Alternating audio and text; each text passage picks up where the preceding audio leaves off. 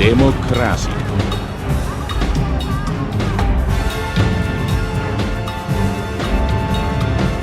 Konstitusi.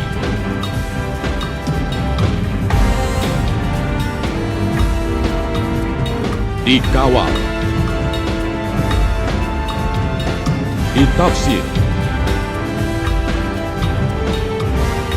Peradilan yang bebas. Terpercaya.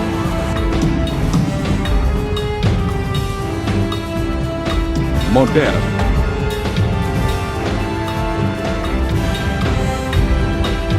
Cepat. Untuk memastikan penegakan dan pelaksanaan konstitusi, Indonesia mendirikan Mahkamah Konstitusi sebagai lembaga peradilan yang bertugas menjaga konstitusi atau the guardian of the constitution. Kewenangan Mahkamah Konstitusi dalam menjaga konstitusi diatur oleh konstitusi itu sendiri dalam pasal 24C ayat 1 dan ayat 2 Undang-Undang Dasar RI 1945. Salah satu wewenang Mahkamah Konstitusi adalah menguji undang-undang terhadap Undang-Undang Dasar RI 1945. Jika Mahkamah Konstitusi menemukan bahwa suatu undang-undang bertentangan dengan konstitusi, Mahkamah Konstitusi dapat memutuskan bahwa ketentuan undang-undang tersebut tidak memiliki kekuatan hukum yang mengikat. Selain itu, Mahkamah Konstitusi juga berwenang menafsirkan ketentuan undang-undang agar sesuai dengan nilai-nilai konstitusi. Tafsir Mahkamah Konstitusi ini memiliki kekuatan hukum untuk menjelaskan ketentuan undang-undang yang ambigu, tidak jelas, atau memiliki banyak tafsiran. Kewenangan Mahkamah Konstitusi dalam memberikan penafsiran konstitusional menjadikannya sebagai satu-satunya lembaga yang berwenang menafsirkan konstitusi atau the sole interpreter of the Constitution. Namun, dalam praktiknya, pelaksanaan kewenangan Mahkamah Konstitusi dalam menguji undang-undang menimbulkan kontroversi ketika Mahkamah Konstitusi melakukan ultra petita dalam beberapa putusannya. Ultra petita ini mengacu pada pelanggaran dalam hukum acara perdata, yaitu ketika hakim memutuskan lebih dari apa yang diminta oleh pemohon. Untuk sebagian. 2. Menyatakan pasal 169 huruf Q Undang-Undang Nomor 7 Tahun 2017. Inti dari sebuah undang-undang telah dibatalkan, maka lebih baik seluruh undang-undang tersebut juga dibatalkan dan dinyatakan tidak memiliki kekuatan hukum yang mengikat merupakan alasan dibalik adanya ultra petita. Menurut Bagirmanan, ultra petita dalam putusan Mahkamah Konstitusi dapat dibenarkan jika pemohon menyertakan permohonan ex eque et bono atau memutus demi keadilan dalam uji materi undang-undang tersebut. Prinsip keadilan menghendaki agar pengadilan tidak terikat oleh formalitas sehingga dapat membuat putusan yang adil tanpa harus terikat pada ketentuan atau isi permohonannya resmi. Konsep keadilan sendiri terbagi menjadi dua jenis, yaitu keadilan substantif dan keadilan prosedural. Sebagian besar masyarakat Indonesia berharap hakim konstitusi telah mengutamakan keadilan substantif daripada sekadar keadilan prosedural. Keadilan prosedural dianggap hanya berfokus pada bunyi undang-undang, sehingga selama undang-undang tersebut diterapkan, keadilan formal terpenuhi meskipun keadilan moral belum tercapai.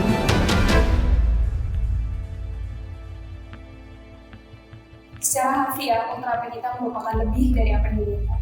Apabila pengadilan mengeluarkan putusan yang lebih atau bahkan tidak diminta oleh pemohon, maka itulah ultra petita.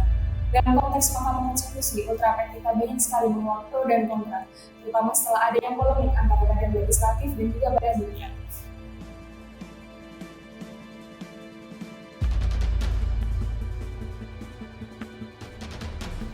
Polemik ini hadir saat MK secara eksplisit membatalkan pasal melalui putusan nomor 49 tahun 2011 tentang diperbolehkannya kembali putusan ultra petita. Hal ini menguak perdebatan yang sengit karena beberapa hal penting. Yang pertama, apakah dengan ini MK diberikan kekuasaan seluas-luasnya sehingga bisa membuat norma baru dalam putusan ultra petita? Yang kedua, terkait dengan prinsip legalitas yang mendasari kewenangan dari lembaga negara lain. Dengan ini, apakah prinsip tersebut dilanggar dengan adanya pembuatan norma baru yang tidak sesuai dengan kewenangan MK dalam undang-undang? Yang ketiga, terkait dengan keseimbangan kekuasaan. Beberapa kewenangan dari lembaga legislatif justru diambil alih oleh lembaga yudikatif melalui putusan ultra petita seperti menjadi positif legislator.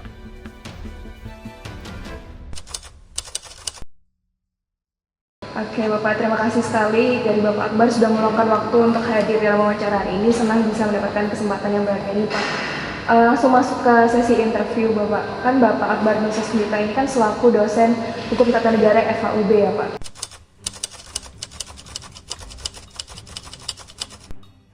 Oke, kalau kita bicara soal Mahkamah Konstitusi, ada banyak hal yang bisa kita ambil. Ada banyak hal yang bisa kita ceritakan terkait dengan apa yang dimaksud dan apa yang diinginkan dengan dibentuknya suatu Mahkamah Konstitusi. Perlu kita ketahui bahwa MK itu lahir sebagai lembaga negara yang dapat menguji dan memiliki kewenangan setidak-tidaknya untuk memastikan bahwa kekuasaan atau cabang kekuasaan itu dapat berjalan sesuai dengan konstitusi itu sendiri. Sehingga secara dasar begitu, dalam konteks Undang-Undang Dasar, Mahkamah Konstitusi memiliki 4 kewenangan dan 1 kewajiban.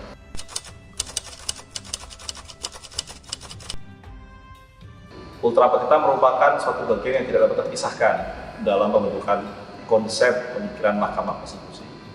Ya, kita ketahui kasus yang berdasarkan soal Meduli versus Madison, ya pasti dalam pertemuan perkuliahan pasti akan dibahas begitu dalam acara Mahkamah Konstitusi. Itu di mana hakim saat itu melakukan putusan yang bersifat ultra petita, di mana ultra petita berarti dia memutus di luar apa yang dimintakan oleh pemohon. Sehingga dalam konteks saat itu putusan ultra petita sangat menjadi penting dan menjadi landmark decision.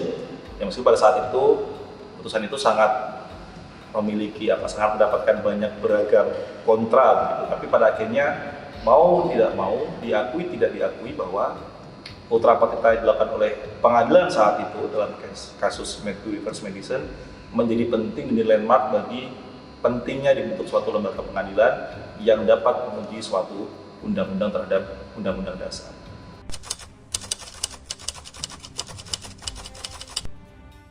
Oke, ini kita berarti bicara soal perdebatan gitu, MK sebagai positif legislator atau negatif legislator. Nah, ini yang seringkali menjadi perdebatan ketika Hakim Mahkamah Konstitusi yang menciptakan suatu norma baru. Karena kalau kita lihat di Undang-Undang MK itu kan cuma ada jenis 3 amar putusan, yaitu tidak dapat diterima, kemudian ditolak, dan dikabulkan. Tapi pada perkembangannya ternyata Mahkamah Konstitusi mengalami kebutuhan-kebutuhan yang lain dalam sisi praktik, sehingga dia juga mengeluarkan 2 jenis putusan lain, seperti constitutional unconditionally constitution gitu kan. Jadi ada beberapa putusan yang bersifat sedemikian rupa, atau konstitusional bersyarat istilahnya bahasa Indonesia. Nah, ini yang menjadikan sehingga MK ini dalam putusannya pasti akan mau tidak mau akan setidaknya membuat norma, atau bahkan ketika MK itu dalam putusannya memberikan pengertian baru terhadap norma itu, pasti secara otomatis akan bersifat positif legislator. Nah, kalau kita memang akan membahas lebih jauh lagi, tidak hanya melihat soal kewenangan yang saat ini dimiliki, tapi kita bisa melihat dari konteks demokrasi konstitusional dan demokrasi perwakilan. Kan kita ketahui bahwa dalam konteks trias politika, legislatif itu kan dipegang oleh DPR di negara kita, yang dimana itu barangkali dapat dikatakan bersifat demokrasi keterwakilan, yang para anggotanya mewakili kepentingan-kepentingan warga negara dengan pengisian jabatannya melalui pemilihan umum. Pertanyaannya pasti karena mereka memiliki kekuasaan keterwakilan itu, maka mereka bersepakat untuk membentuk suatu undang-undang tertentu dengan kewenangan yang diberikan oleh konstitusi. Nah, pertanyaannya dan menjadi permasalahannya yang menarik adalah perdebatannya. Pada akhirnya ada lembaga negara, pengadilan begitu, yang saat adalah Mahkamah Konstitusi, memiliki kewenangan untuk menguji apakah produk yang dibuat oleh legislatif itu konstitusional ataukah tidak konstitusional. Sehingga seolah-olah 9 orang hakim konstitusi ini dapat membatalkan keputusan keterwakilan. Sehingga ini soal perdebatan apakah ini demokrasi konstitusional, karena MK bersifat yang meskipun ini demokrasi begitu, tapi dia bertumpu pada kepentingan konstitusional. Sedangkan DPR selaku legislatif, dia berklaim dan dengan alasan terkait dengan demokrasi keterwakilan bahwa mereka merupakan wakil dari rakyat. Barangkali, tapi kalau kita lihat dari konsep check and balances, ini sebenarnya sangat fair. Hanya saja memang pasti ini akan menjadi case yang sangat cherry picking begitu. Apakah kapan sekiranya MK menjadi positif legislator ataukah negatif legislator? Mengingat juga Mahkamah Konstitusi berbeda dengan pengadilan lainnya yang tidak memiliki eksekutorial body atau lembaga eksekusi atas putusan. Ya, Mahkamah Konstitusi eksekusi putusannya sangat bergantung pada lembaga negara lain. Tentunya keinginan dari DPR untuk dapat melaksanakan putusan MK secara konsekuen. Ini yang menjadi tantangan-tantangan Mahkamah Konstitusi dalam perkembangannya, kira-kira demikian.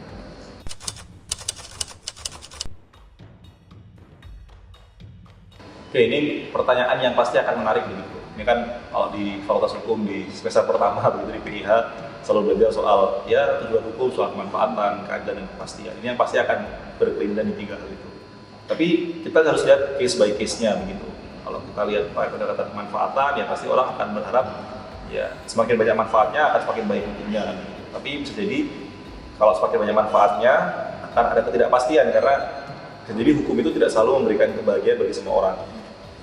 Nah, tapi kalau dalam konteks tadi ultra petita ya, soal keadilan substansial versus prosedural, ya bagi saya itu tidak bisa dipilih karena Mahkamah Konstitusi juga menguji keduanya. MK menguji terkait dengan pengujian formil dan pengujian material. Di mana dalam konteks pengujian material, MK akan berfokus pada substansi materi muatan yang ada dalam suatu ketentuan peraturan perundang-undangan.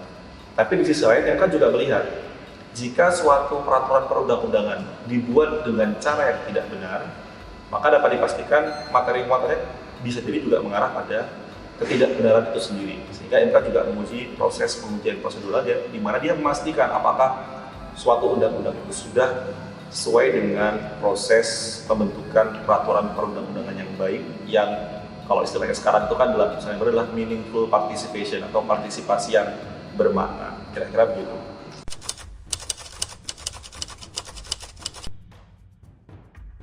Oke, dalam banyak kasus di Mahkamah Konstitusi, jadi gini, yang menjadi menarik dalam Mahkamah Konstitusi itu adalah putusannya. Kita tidak hanya melihat amarnya, tapi kita bisa melihat juga banyak hal yang lain. Katakanlah kita bisa melihat pertimbangan hukumnya, di mana seringkali pertimbangan-pertimbangan hukum itu juga memberikan banyak definisi-definisi atau pengertian-pengertian dari maksud dari undang-undang itu. Sehingga dengan kondisi demikian, ultra petita itu menjadi penting karena Mahkamah Konstitusi bisa memberikan banyak pengertian-pengertian dan definisi-definisi bagi kasus-kasus yang real, katakanlah. Jadi ini menjadi penting bagi Mahkamah Konstitusi.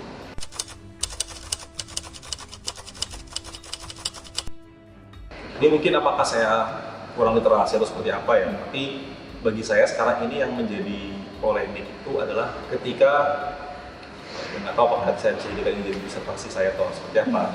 Kayak ini kan file publik begitu, pasti nanti orang akan juga saling berkeling dan melihatnya.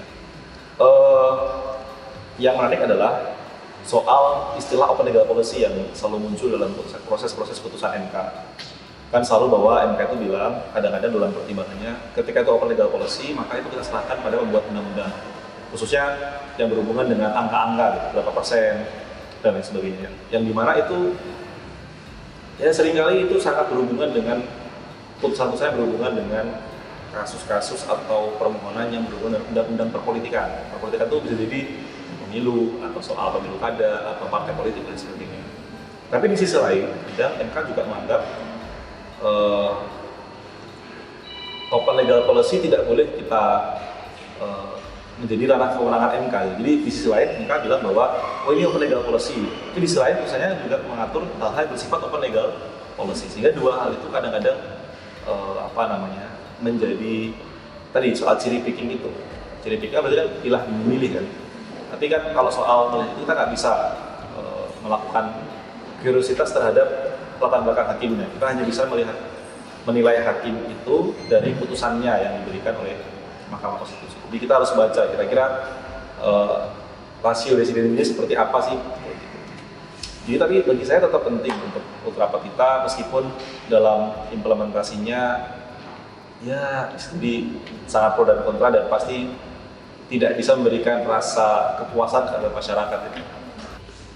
Bagi saya Mahkamah Konstitusi dalam 2003 sampai 2024, 21 tahun terakhir atau sepanjang masa reformasi berpindah memiliki banyak pasang surut pasal surut yang sangat luar biasa, di mana mahkamah selalu diuji terkait dengan kualitas hakim, kemudian juga diuji terkait dengan kualitas putusan, karena dua hal itu juga tidak bisa dipisahkan satu dengan yang lain. Mahkamah sejatinya sebagai lembaga negara yang harusnya menjadi alat uji dan menjadi pembanding atas kekuasaan cabang kekuasaan lain, seharusnya tidak ikut-ikutan dalam arus perpolitikan, tapi seharusnya mahkamah bisa menjadi suluh dalam gelapnya arus perpolitikan negara, sehingga setiap orang yang datang ke mahkamah merasa yakin bahwa keadilan dapat ditemukan di dalam Mahkamah Konstitusi.